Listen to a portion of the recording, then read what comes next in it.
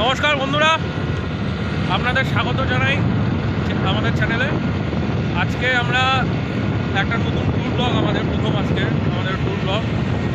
তো আজকে আমরা যাচ্ছি দেবী চৌধুরানীর মন্দির, শিকারপুর দেবী চৌধুরানীর মন্দিরে আজকে আমরা যাচ্ছি।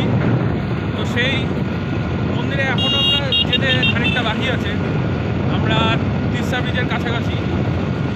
তো আমার সঙ্গে আছে আমার দাদা আছে, পিনাকিদা। পরে আরও কথা হচ্ছে।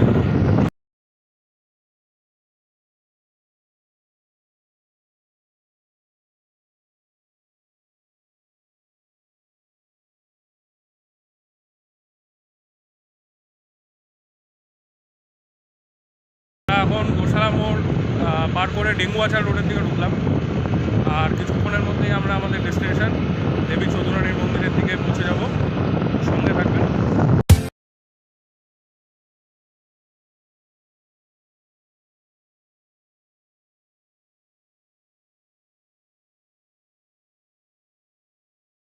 আমরা আমাদের ডেস্টিনেশন দেবী চৌধুরানীর মন্দিরে চলে আসলাম। এই সেই শিকারপুরের দেবী চৌধুরানীর মন্দির, ভবানী পাঠক দেবী চৌধুরানীর মন্দির এটা।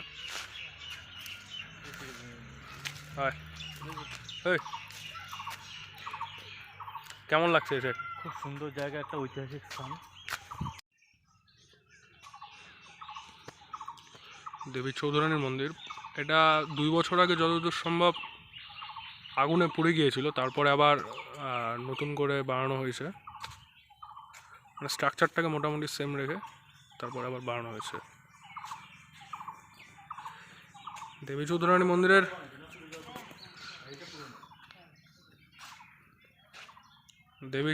মন্দিরের অনেক ইতিহাস আছে। আমরা জানি সন্ন্যাসী বিদ্রোহের সময় ব্রিটিশ বিরোধী আন্দোলনে এই শিকারপুরের ভবানী পাঠক এবং দেবী চৌধুরানী তাদের যে অবদান সেটা আমরা জানি ব্রিটিশ বিরোধী আন্দোলনে। ঐতিহাসিক স্থানের গুরুত্ব অনেকটাই।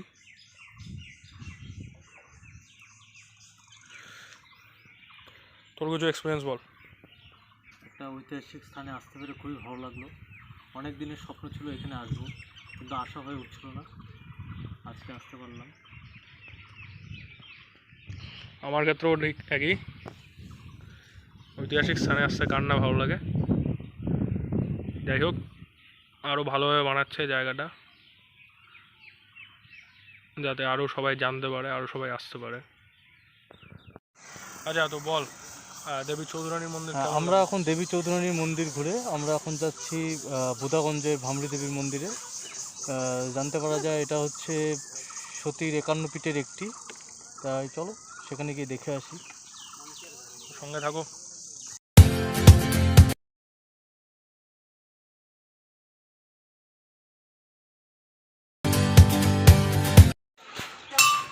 তো এখন আমরা চলে আসলাম ব্রাহ্মণী দেবীর মন্দিরে। মন্দির দর্শনে আসলাম। 51 সতীপীঠের একটাই ব্রাহ্মণী দেবীর মন্দির, তার জন্যই আর কি আসা।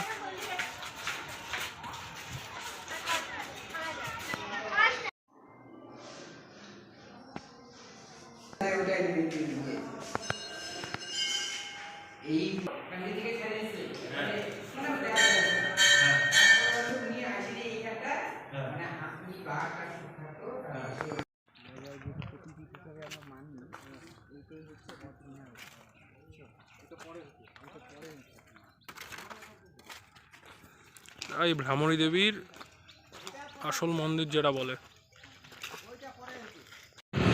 আমরা পরবর্তীতে ব্রাহ্মণী দেবীর মন্দির থেকে বেরিয়ে ব্রাহ্মণী দেবীর যে আসল মন্দির যেটা এখানে এসে শুনলাম, সেখানে ঢুকলাম। তো সেখান থেকে এখন আমরা বেরোলাম এবং আমরা এখন যাবো হচ্ছে বেলাপোপায়। হাতি আছে? আচ্ছা, এখানে বলছে ওরা হাতি আছে।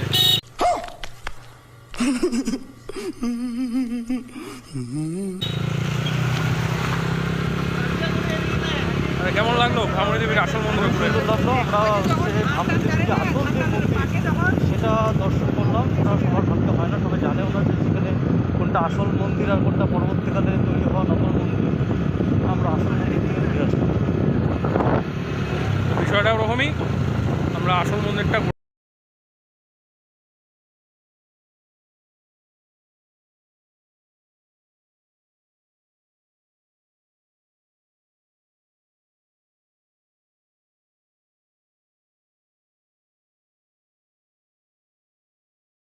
ঘোরাঘুরি শেষ।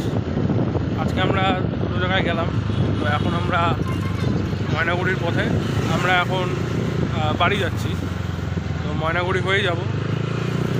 তো মোটামুটিভাবে আজকে আমাদের ঘোরাঘুরি এখানেই শেষ।